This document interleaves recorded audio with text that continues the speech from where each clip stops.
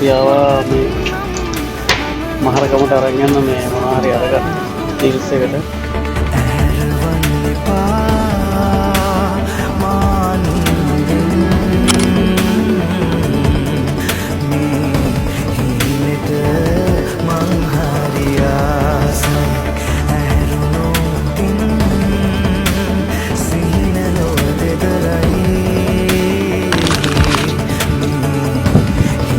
අපි තාම යන ගමන් ඉන්නේ අපි මේ බඩු ටික නම් දුන්නා.